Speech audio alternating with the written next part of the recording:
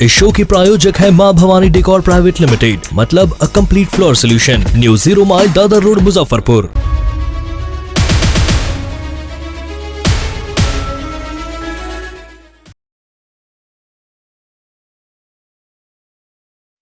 SK banquet hall, central bank के सामने, main road, Maripur, Muzaffarpur का एकमात्र बैंक्वेट हॉल है जहां आप बर्थडे पार्टी से लेकर शादी विवाह तक का कर सकते हैं आयोजन। 2500 स्क्वायर फीट का 3 बड़ा हॉल। एसके बैंक्वेट हॉल में seminar, wedding ceremony, kitty party या बर्थडे पार्टी के साथ अन्य आयोजन को किया जा सकता है। 24 घंटे बिजली पानी के अलावे पार्किंग और लिफ्ट की सुविधा है उपलब्ध। फुल्ली एयर कंडीशन इस बैंक्वेट हॉल में 1, 2 नहीं 18 बाथरूम और कई कमरे हैं उपलब्ध। बेहतरीन लाइट से सुसज्जित एसके बैंक्वेट हॉल बुक करने के लिए आज ही संपर्क करें 7005576759 8259954791। Basement parking, first floor hall, second floor hall, third floor room, fourth floor hall. Area wise एक फ्लोर का एरिया 2500 स्क्वायर फीट है। फर्स्ट फ्लोर का, सेकेंड फ्लोर का भी सेम है, थर्ड फ्लोर का भी सेम है, फोर्थ फ्लोर का भी सेम है। इस मैरिज के लिए सबसे अच्छा है क्योंकि बड़ा एरिया, आप चाहे तो 1000 आदमी का भी पार्टी इसमें कर सकते हैं, 500 का भी कर सकते हैं, 200-100 का भी करना हो, कोई बर्थडे करना हो, कोई भी पार्टी करना हो तो आप इसमें आराम से कर सकते हैं क्योंकि 3 हॉल है एक साथ में। तो आप बड़ा। इस शो की प्रायोजक है मां भवानी डेकोर प्राइवेट लिमिटेड, मतलब a complete floor solution, new 0 mile Dadar road, Muzaffarpur. नमस्कार, मैं हूं सानिया और आप देख रहे हैं डेन न्यूज। खबरों की शुरुआत करने से पहले आइए एक नजर डालते हैं उन खबरों पर जो बनी है आज की सुर्खियां।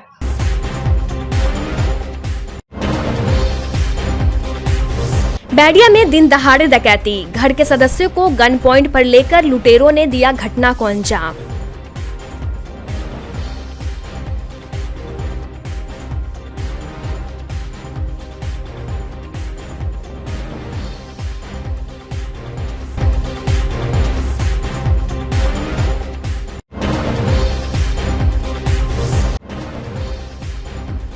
दुष्कर्म का एक वीडियो वायरल होने के बाद पुलिस महकमे में मची खलबली। आरोपी की पहचान कर शुरू कर दी गई है तलाश।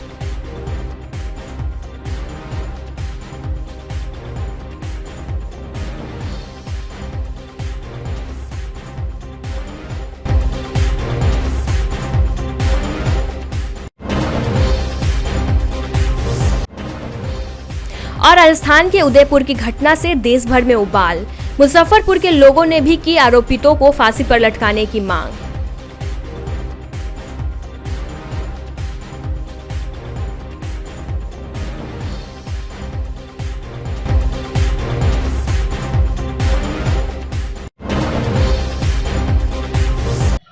तो ये थी आज की सुर्खियां और अब खबरें विस्तार से। मुजफ्फरपुर में एक नाबालिग से दुष्कर्म का वीडियो सोशल मीडिया पर बड़ी तेजी से वायरल हो रहा है। घटना कुटनी थाना अंतर्गत फकुली ओपी इलाके की है। 16 सेकेंड की इस वीडियो में जंगल में आरोपी युवक ने मानवता शर्मसार कर दी। आरोपी ने पहले लड़की के साथ दुष्कर्म किया और उसका वीडियो बनाकर सोशल मीडिया पर वायरल कर दिया।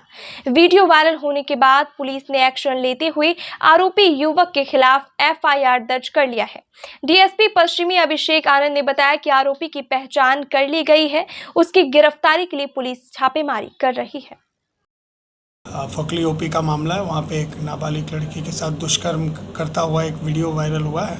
उस बात को त्वरित जानकारी मिलने के साथ उस पर FIR कर लिया गया है और जो भी इसमें अभियुक्त है उसकी त्वरित कार्रवाई करते हुए गिरफ्तारी कर ली जाएगी। भाजपा के पूर्व नेता नुपुर शर्मा की टिप्पणी के समर्थन में उपजी नाराजगी ने राजस्थान के उदयपुर में मंगलवार को एक युवक की जान ले ली। कन्हैया लाल नामक युवक की हत्या की हर ओर निंदा हो रही है। इसके विरोध में पूरा देश एक साथ खड़ा है और आरोपितों को सख्त से सख्त सजा देने की मांग कर रही है। इसको लेकर मुजफ्फरपुर के मुस्लिम समाज के लोगों ने क्या कुछ कहा, सुनिए। मैं घोर विरोधी हूँ। बहुत ही वाहियात इसने किया, जो भी किया है इसको कड़ी से कड़ी सज़ा मिलनी चाहिए। फांसी की सज़ा भी इसके लिए कम है। ये मुसलमान को बदनाम करने की बहुत बड़ी साजिश है। इसका आपको ये करना चाहिए, विरोध करना चाहिए। पाकिस्तान से भी उसका कुछ कनेक्शन निकल रहा है। हाँ, इसके तह तक जाना चाहिए, इसकी जांच होनी चाहिए, इसकी पूरी CBI जांच होनी चाहिए इसकी। बहुत ही निंदनीय है और इसका घोर विरोध हम लोग करते हैं। इस्लाम धर्म में इस तरह की किसी घटना को जो है नहीं होना चाहिए और मुस्लिम लोग इसको नहीं मानते हैं इस तरह की चीज़ को। उदयपुर की घटना काफ़ी निंदनीय घटना है। इस पे जो काम किए हैं जिन लोगों ने, उन पे सख्त कार्रवाई करनी चाहिए और उनको सज़ा देनी चाहिए फांसी की। और ये मुसलमान और इस्लाम में इसकी कोई इजाज़त नहीं है कि किसी की हत्या कर दिया जाए इस तरह से। ये टोटल ही गलत हुआ है और मुसलमान इसका पुरजोर विरोध करता है इस चीज़ का। उदयपुर में जो भी घटनाएं हुई हैं वो बहुत ही निंदनीय और शर्मनाक घटना है। मुस्लिम समाज और इस्लाम इसका कभी भी इजाज़त नहीं देती है और इस घटना की CBI जांच भी होनी चाहिए और बीच चौराहे पे उसको फांसी की सज़ा होनी चाहिए। हम लोग तमाम मुस्लिम वर्ग आज के डेट में जो भी हैं वो सब लोग यही का डिमांड, सभी का यही मानना है कि उसको फांसी से कड़ी सज़ा मिलनी चाहिए। भारत एक लोकतांत्रिक देश रहा है, धर्मनिरपेक्ष देश रहा है। इसके लिए हम लोग सभी धर्मों का सम्मान हम लोग करते रहे हैं और हम लोगों की एकजुटता और मिसालता पूरे दुनिया में कायम है। और हम लोग यही आह्वान करेंगे कि इस तरीके का घटना जो भी व्यक्ति देते हैं या ऐसी मानसिकता जो भी लोग रखे हुए हैं उसको कड़ी से कड़ी सज़ा मिलनी चाहिए। पाकिस्तान से भी कनेक्शन की बात आ रही है। बिल्कुल, अगर उसकी कनेक्शन है, उसके पाकिस्तान से कनेक्शन है तो उससे CBI जाँच होनी चाहिए, उच्च स्तरीय जाँच होनी चाहिए और उसको उसके तह तक जाना चाहिए कि आखिर ये बात, ये इतनी निंदनीय घटना, इतनी शर्मनाक घटना को अंजाम उसने दिया कैसे। देश में सिंगल यूज प्लास्टिक पर 1 जुलाई से पाबंदी लगने जा रही है। इन प्रोडक्ट को एक बार इस्तेमाल के बाद फेंक दिया जाता है। पर्यावरणविदों के अनुसार भारत के लिए मौजूदा वक्त में सिंगल यूज प्लास्टिक सबसे बड़ी समस्या बनकर खड़ी हो चुकी है। ये 1000 साल तक भी पृथ्वी को प्रदूषित कर सकती है। सरकार इस बार काफी सख्ती के मूड में दिख रही है। विभाग ने प्लास्टिक बैन का नियम न मानने वाले निर्माताओं, सप्लायर, डिस्ट्रीब्यूटर एवं रिटेल्स पर कार्रवाई की बात कही। इसके लिए सभी संबंधित पक्षों को सख्त निर्देश दिए गए हैं। 1 जुलाई से सिंगल यूज प्लास्टिक से बने उत्पाद बैन होने जा रहे हैं। इन वस्तु में प्लास्टिक स्ट्रॉ भी शामिल है। कारोबारियों का मानना है कि सिंगल यूज प्लास्टिक पर बैन पर्यावरण के लिए तो अच्छा कदम है, लेकिन इसका खामियाजा आम उपभोक्ताओं को भुगतना पड़ेगा। आजकल विकल्प के तौर पर स्टील, ग्लास, सिरेमिक, बांस को अपनाया जा रहा है। फिलहाल बाजार में सिंगल यूज प्लास्टिक के विकल्पों की बात करें तो लंगर या फैमिली फंक्शन में यूज आने वाले प्लास्टिक की प्लेट का 50 का सेट 80 से 100 रुपये में मिल जाता है, लेकिन हार्ड कागज की 25 प्लेटों का सेट करीब 250 रुपये में पड़ता है।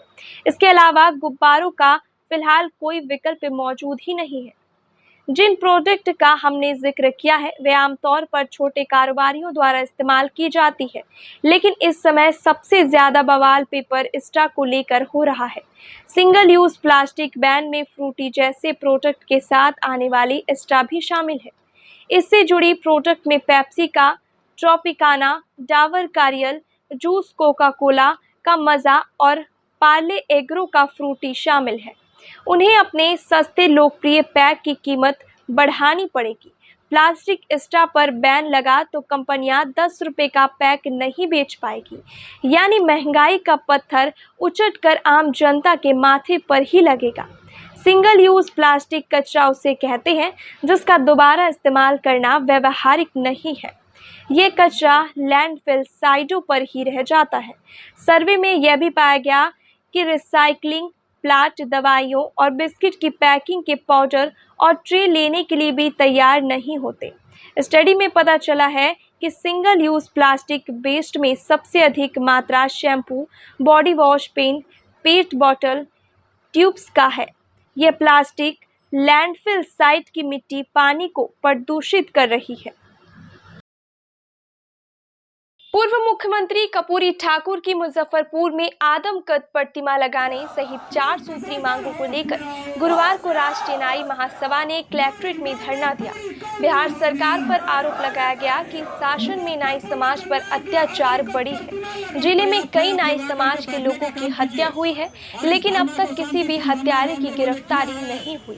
प्रदेश उपाध्यक्ष दीपक ठाकुर ने कहा कि राजनीतिक लाभ के लिए सभी पार्टियां पूर्व मुख्यमंत्री कर्पूरी ठाकुर का नाम इस्तेमाल करते हैं, लेकिन किसी भी पार्टी ने शहर में उनकी प्रतिमा लगाने के लिए पहल नहीं किया। मौके पर उपस्थित जिला अध्यक्ष राजकुमार ठाकुर ने कहा कि मांगे पूरी नहीं होती है तो विधानसभा का घेराव करेंगे।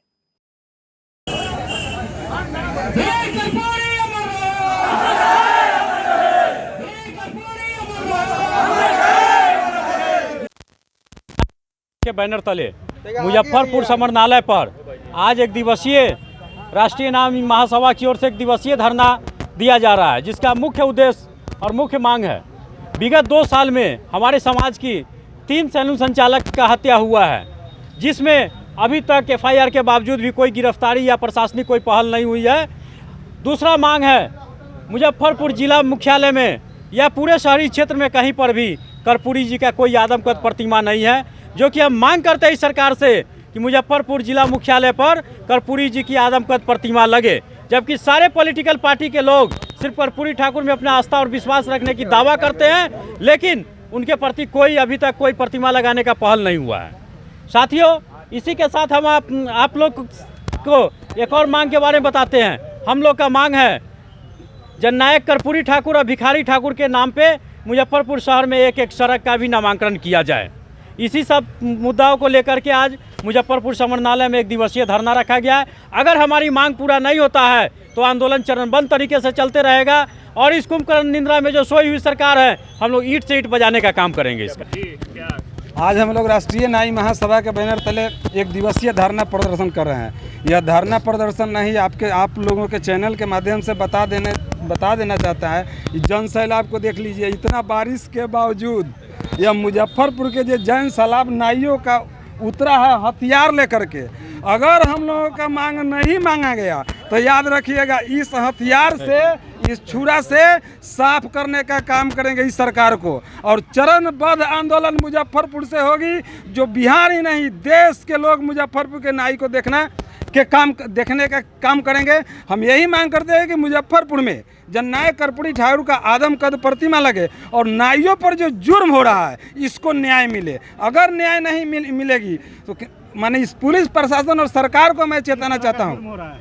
अरे आपके चैनल से भी दिखाया गया कि गर्दन काट के फेंक दिया गया डॉक्टर पुत्र मुजफ्फरपुर जिले के कथैया थाना क्षेत्र में 6 वर्षीय बालक को सैलून संचालक 12 वर्ष के लड़का को दूरा पर से उठा करके और गला घोट करके मार कर उसके दरवाजे पर फेंक दिया गया।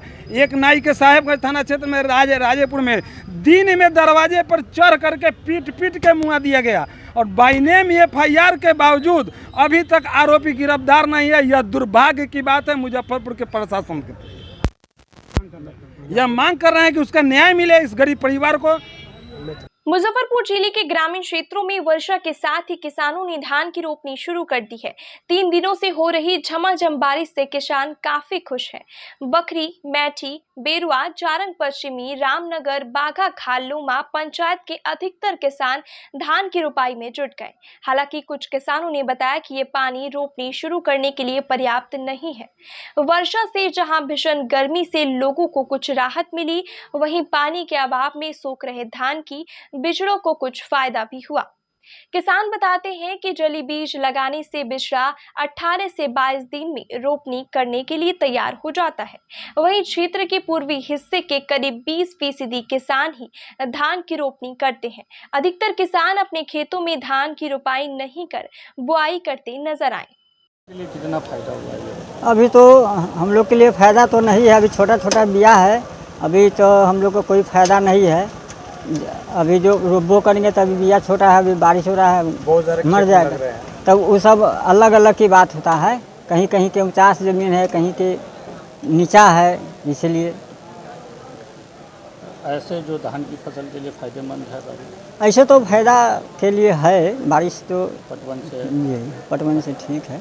तो बहुत फायदेमंद है। अब धान रोपनी स्टार्ट हो गया है ना, पानी अच्छा खासा हुआ है। रोपनी अब सब लोग जिनका बिया तैयार था वो अब रोपना स्टार्ट कर दिए। मतलब आपके लिए तो अच्छा है। मतलब भी रोक रहे हैं। हाँ, रोप रहे हैं। गुरुवार को मुजफ्फरपुर के सिविल सर्जन डॉक्टर यूशी शर्मा ने सदर अस्पताल के सेंट्रल स्टोर का औचक निरीक्षण किया। इस दौरान स्टोर में प्रतिनियुक्त कर्मियों से दवा के स्टॉक और उपलब्धता को लेकर विस्तृत पूछताछ की। उन्होंने बताया कि बाढ़ की आशंका को लेकर सेंट्रल स्टोर में दवाओं की उपलब्धता और अद्यतन स्थिति की जांच की गई। फिलहाल स्वास्थ्य विभाग बाढ़ के दौरान उत्पन्न होने वाली स्थिति को लेकर पूरी तरीके से तैयार है। उन्होंने स्वास्थ्य विभाग के कर्मियों को उचित तरीके से दवा को रखने की व्यवस्था का निर्देश भी दिया।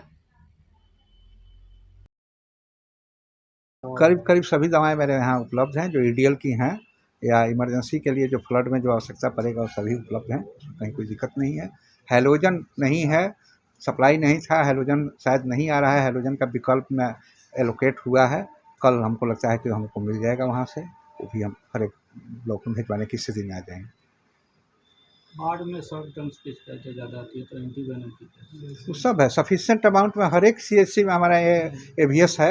यहाँ भी रेडी स्टॉक 600 के आसपास हमारे पास एवीएस है, जहाँ से अभी घटने का होगा कि हाँ यहाँ मेरे पास नहीं है और हमको चाहिए तो मिल जाएगा। बाढ़ के बाद से डायरिया और मलेरिया की शिकायतें बढ़ी। उस सब के कंट्रोल के लिए, डायरिया कंट्रोल के लिए एंटी डायरियल, उल्टी की दवा, और उसमें अगर सलाइन की जरूरत पड़ती है तो सभी तरह के पानी जो होता है, नॉर्मल सलाइन है, डीएनएस है, रिंगर लैक्टेट है, मेट्रोनाजोल है, सिप्रोफ्लॉक्सासिलिन है, सब उपलब्ध है, पर्याप्त मात्रा में उपलब्ध है।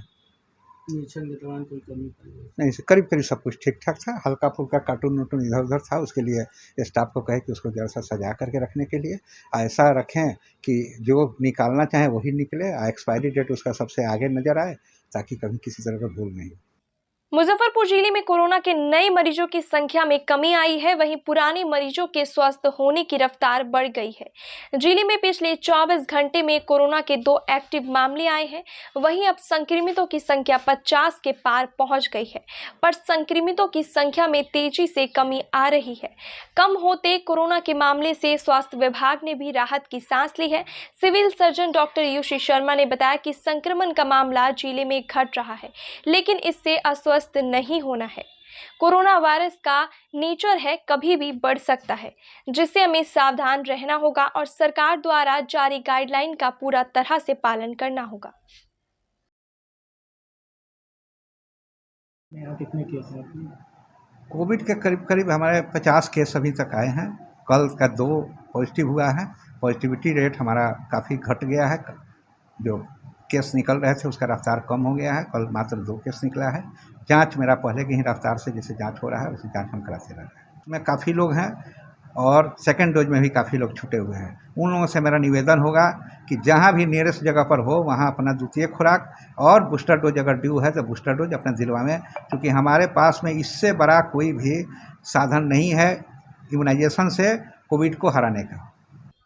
मुजफ्फरपुर आरडीएस कॉलेज के लाइब्रेरी विभाग की ओर से यंग लाइब्रेरियन एसोसिएशन के तकनीकी सहयोग से आयोजित पुस्तकालय ऑटोमेशन और डिजिटलाइजेशन पर 5 दिवसीय कार्यशाला का समापन हो गया। मुख्य अतिथि बिहार विश्वविद्यालय के परीक्षा नियंत्रक डॉक्टर संजय कुमार ने कहा कि सीमित संसाधनों में ज्ञान प्राप्ति के लिए पुस्तकालय एक अच्छा साधन है। पुस्तकालय ऑटोमेशन में शोधार्थियों छात्रों को काफी लाभ मिलने वाला है।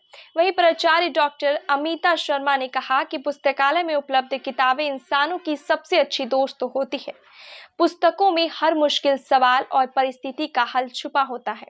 मौके पर बनारस हिंदू विश्वविद्यालय के मुख्य resource person doctor Sanjeev Saraf, निर्देशक डॉक्टर पूनम कुमारी, लाइब्रेरी विभाग के निर्मल कुमार शर्मा, डीएसडब्ल्यू डॉक्टर अभय कुमार सहित सैकड़ों प्रोफेसर और छात्र छात्राएं मौजूद रहे। मुजफ्फरपुर में दिन दहाड़े अपराधियों ने घर में डकैती की घटना को अंजाम देकर पुलिस को खुली चुनौती दे दी है। घटना अहियापुर थाना इलाके के कोहलुआ पैगंबरपुर अशोक बिहार कॉलोनी की है। दिन दहाड़े हुई इस घटना के बाद पूरे इलाके में सनसनी फैल गई है।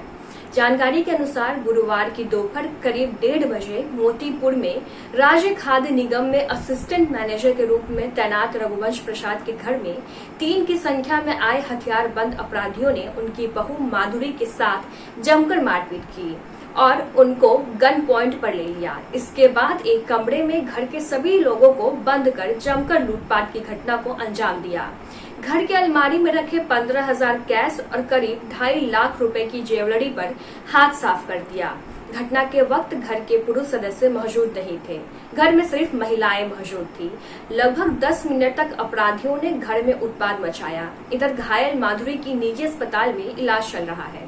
अपराधियों ने उसे बंदूक के बट से सिर पर मारा है। सूचना पर पहुंची अहियापुर पुलिस ने घर के सभी सदस्यों से पूछताछ की। हैरानी की बात यह है कि यह बैरिया का अशोक विहार कॉलोनी एक पॉश इलाका है। जिस घर में यह वारदात हुई उस घर के अगल बगल में घना मोहल्ला है, लेकिन इस वारदात की भनक तक किसी को नहीं लगी। इधर पुलिस ने आसपास के इलाकों में लगे सीसीटीवी से अपराधियों की पहचान करने में जुट गई है। हम लोग को आंटी रूम में बंद कर दी थी। मैंने वो कहा कि पिस्तौल पे ढा दिया कि बंद कर। हाँ बताओ। हाँ तो आंटी हम लोग को रूम में बंद कर दी थी। चोर कहा था उनको बंद करने के लिए। अच्छा। तो हम लोग रूम में ही थे, तो जब गेट खोली तब तक चोर चला गया था। घर में कितना देर रहा लगभग? 10 मिनट, उससे ज़्यादा नहीं। 10 मिनट। हथियार पिस्टल वगैरह भी था? हाँ पिस्टल था। अच्छा, डराया वगैरह भी था तुम लोग को? हम लोग को नहीं, हम लोग तो रूम में थे, आंटी को डराया था। आंटी को डराया था। क्या बोल रहा था? वो तो बोल रहा था हम लोग बंद थे, हम लोग को कुछ नहीं पता। पता चला है कि आया था, गन दिखाया और सब ज्वेलरी ले गया चुरा के। क्या क्या था? ज्वेलरी में सब कुछ था, वही गला का सेट, टीका, नथिया, झुमका और चूड़ी, सब कुछ था। वो कितने का होगा? 2 लाख का होगा। 2 लाख सब ले गया ना? हाँ सब ले गया। ज्वेलरी क्या रूम से ले गया है? 2 रूम में ले गया। हाँ 2 रूम में। 2 रूम उसमें बड़ी पुतों का? 2 रूम का। हाँ 2 रूम का लगभग 2-3 लाख रुपए का लेंगे। हाँ। 2 लाख। हम मोतीपुर एसएफसी गोदाम में असिस्टेंट गोदाम मैनेजर हैं। हमको मेरा लड़का फ़ोन किया करीब 1:26 पर कि घर जाइए, घर में डकैती हो गया है, सो आप जल्दी जाइए। उसे सुन के हम जल्दी वहाँ से आए घर पर पहुँचे तो देखे कि पुतो बेहोश है। उसको जो डकैत लोग आया था 3 आदमी करीब था, वो जख्मी कर दिया, बेहोश हो गई थी। पानी तब तक डॉक्टर को बुला दिया था, पानी चल रहा था। आने पर हम पूछे कि कैसे हुआ घटना, तो पता चला कि पोती हमारी स्कूल में पढ़ती है, कैम्ब्रिज स्कूल में। वहाँ से वो आई तो पुतो अंदर से ताला खोली, उसके बाद उसको नाश्ता देने चली गई, खाना देने चली गई। उसके बाद जो है सो तब 2 आदमी आके पहले बैठा सोफ़ा पर। मेरी पुतो बाहर गई, कही कि आप लोग कौन है भाई। तब तक तीसरा आदमी जो पिस्टल लिए हुए था कान में पट्टी में सटा दिया, कहा कि चलो पहले गोदरेज खोलो और कहाँ कहाँ रखी है पैसा, गहना कहाँ है तुम्हारा। वो बेचारी डर से चाबी दे दी, गोदरेज खोल के उसका जो भी गहना था निकाल लिया। उसके बाद मैं दूसरा घर में ले आया जिसमें मेरी बड़ी पुतोह का गोदरेज है, उसको भी कहा कि चाबी दो, कहे कि मेरे पास चाबी नहीं है इसका। तो वो चाबी का गुच्छा लिए हुआ था, उसमें कुछ गुच्छा से वो खोलना चाहा लेकिन वो नहीं खोला, उनार दिया। उसके बाद में जो है सो उसमें जो भी गहना था वो भी ले गया।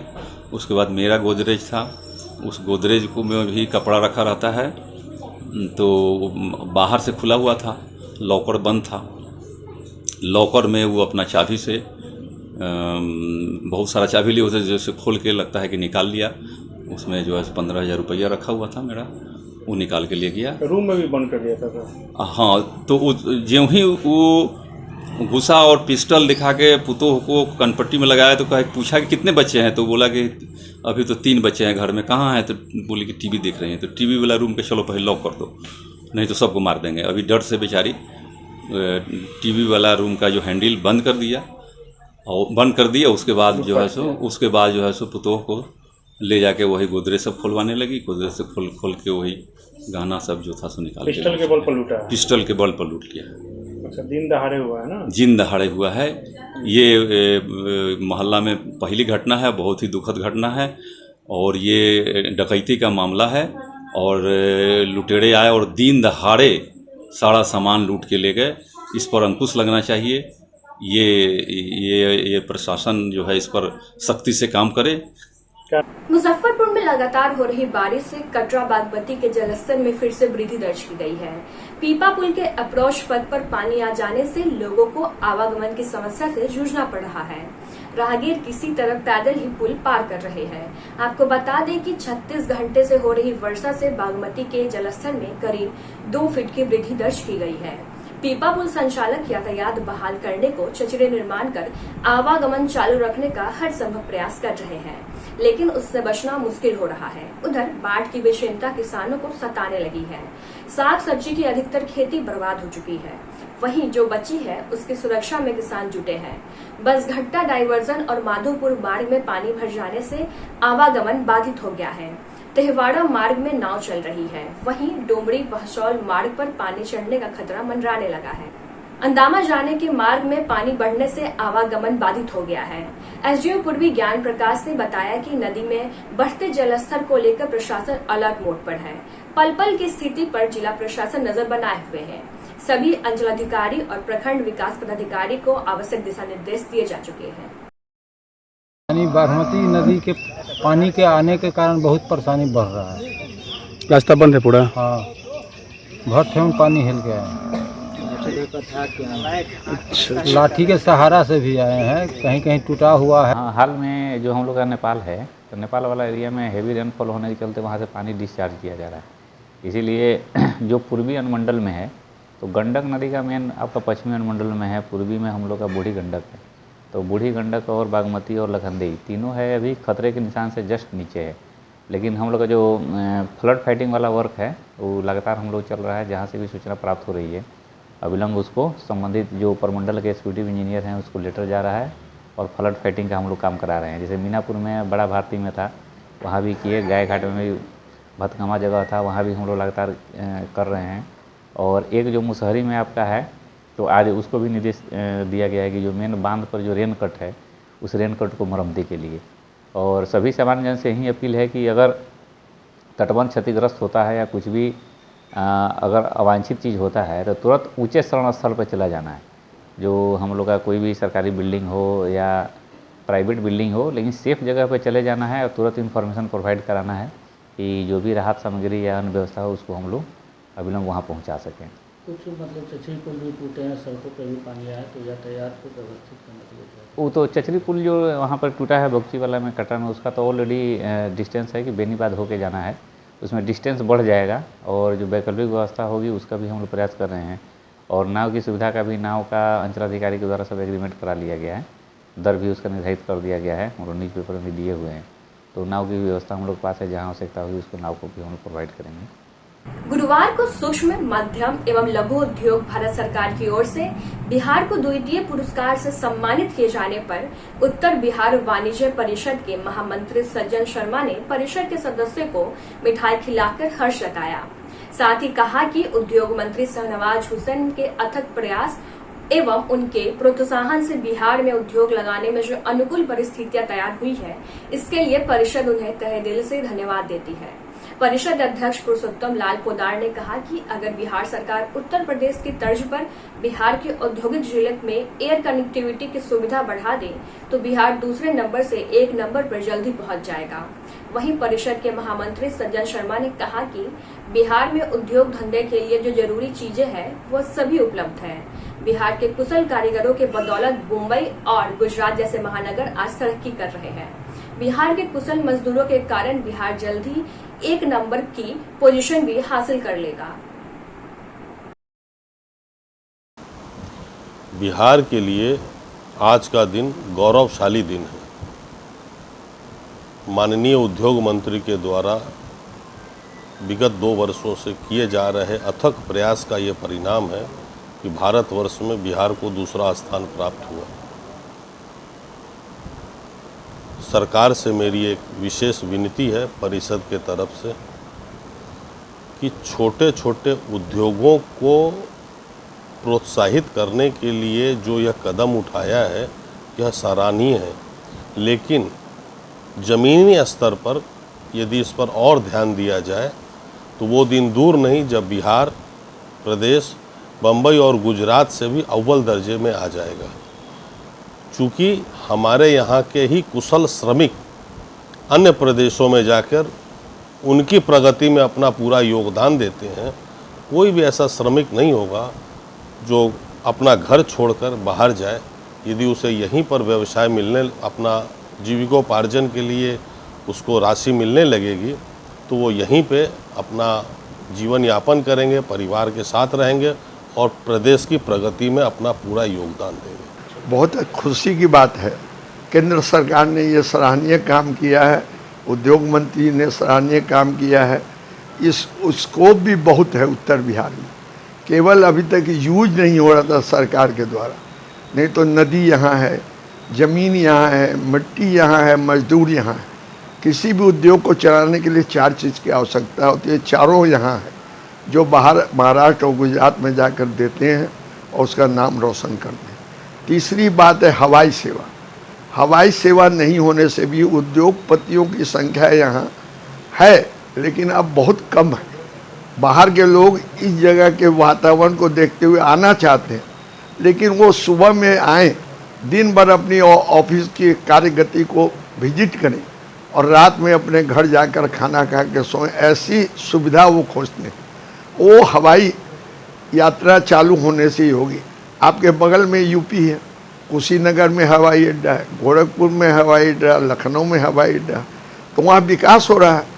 अपने यहाँ इस ओर ध्यान नहीं दिया, तो हम आग्रह करेंगे बिहार सरकार से कि बिहार सरकार को पर्यटन मंत्री ने कहा है कि आप जगह दीजिए, हम हवाई यात्रा चालू करेंगे।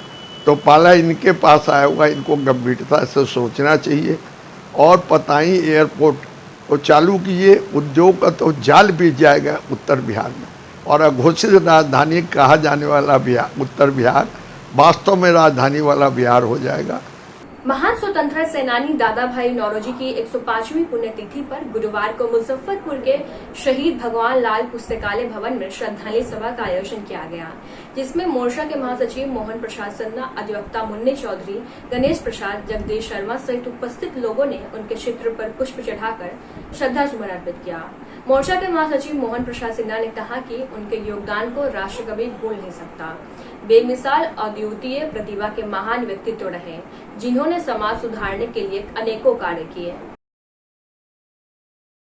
देशभक्त स्वतंत्रता सेनानी दादा भाई नौरोजी की आज 105वीं पुण्यतिथि है। आज ही के दिन 1917 को 30 जून 1917 को मुंबई में महान राष्ट्रभक्त का निधन हुआ। गांधी युग के पूर्व से स्वतंत्रता आंदोलन का अर्थ जगाते थे। इंग्लैंड में जब रहते थे तो इंग्लैंड में भी भारतीयों को एकत्रित कर, संगठित कर राष्ट्रभक्ति की ज्वाला उनमें भरते थे। देशभक्ति की गाथा उनके सामने गाते थे और भारत की स्वतंत्रता के लिए उनको प्रेरित करते थे। अंग्रेजों से भी बड़ा अच्छा संबंध था दादा भाई का, इसलिए ब्रिटिश पार्लियामेंट में इनको मेंबर नियुक्त किया गया था और जब भारत आए तो इनको कांग्रेस का अध्यक्ष भी बनाया गया। काफी ऐसे विश्व के जाने माने हस्ती थे जो अंग्रेज इनको कहता था great gold mine of India. विश्व में एक इनका स्थान था दादा भाई नौरोजी का। भारतीय स्वतंत्रता आंदोलन में अद्वितीय एवं बेमिसाल कार्य के लिए इनको हमेशा जाना जाएगा। इनके योगदान को राष्ट्र कभी भुला नहीं सकता। लोकमान्य बाल गंगाधर तिलक दादा भाई नौरोजी के बाद वो पहले स्वतंत्रता सेनानी हुए जिन्होंने नारा दिया कि स्वराज्य मेरा जन्मसिद्ध अधिकार है, इसे हम लेकर रहेंगे।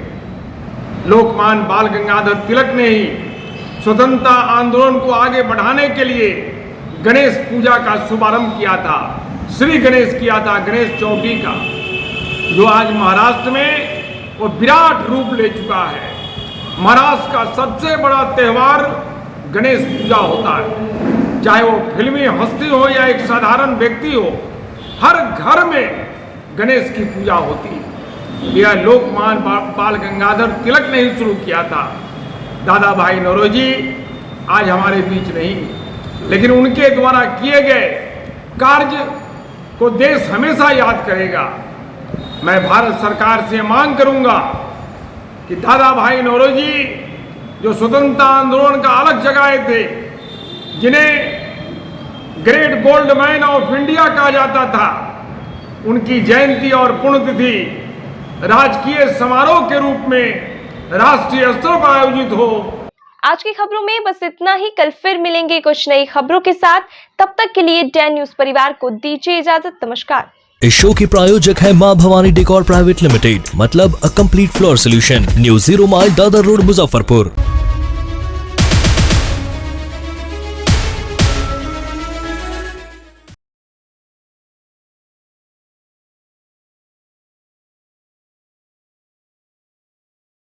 SK banquet hall, central bank के सामने, मेन रोड, माड़ीपुर, मुजफ्फरपुर का एकमात्र बैंक्वेट हॉल है जहां आप बर्थडे पार्टी से लेकर शादी विवाह तक का कर सकते हैं आयोजन। 2500 स्क्वायर फीट का 3 बड़ा हॉल। SK बैंक्वेट हॉल में seminar, wedding ceremony, kitty party या बर्थडे पार्टी के साथ अन्य आयोजन को किया जा सकता है। 24 घंटे बिजली पानी के अलावे पार्किंग और लिफ्ट की सुविधा है उपलब्ध। फुल्ली एयर कंडीशन इस बैंक्वेट हॉल में 1, 2 नहीं 18 बाथरूम और कई कमरे हैं उपलब्ध। बेहतरीन लाइट से सुसज्जित SK बैंक्वेट हॉल बुक करने के लिए आज ही संपर्क करें 7005576759 8259954791। Basement parking, first floor hall, second floor hall, third floor room, fourth floor hall. Area wise एक फ्लोर का एरिया 2500 स्क्वायर फीट है फर्स्ट फ्लोर का, सेकंड फ्लोर का भी सेम है, थर्ड फ्लोर का भी सेम है, फोर्थ फ्लोर का भी सेम है। इस मैरिज के लिए सबसे अच्छा है क्योंकि बड़ा एरिया, आप चाहे तो 1000 आदमी का भी पार्टी इसमें कर सकते हैं, 500 का भी कर सकते हैं, 200-100 का भी करना हो, कोई बर्थडे करना हो, कोई भी पार्टी करना हो तो आप इसमें आराम से कर सकते हैं क्योंकि 3 हॉल है एक साथ में, तो आप बड़ा से बड़ा भी पार्टी इसमें कर सकते हैं।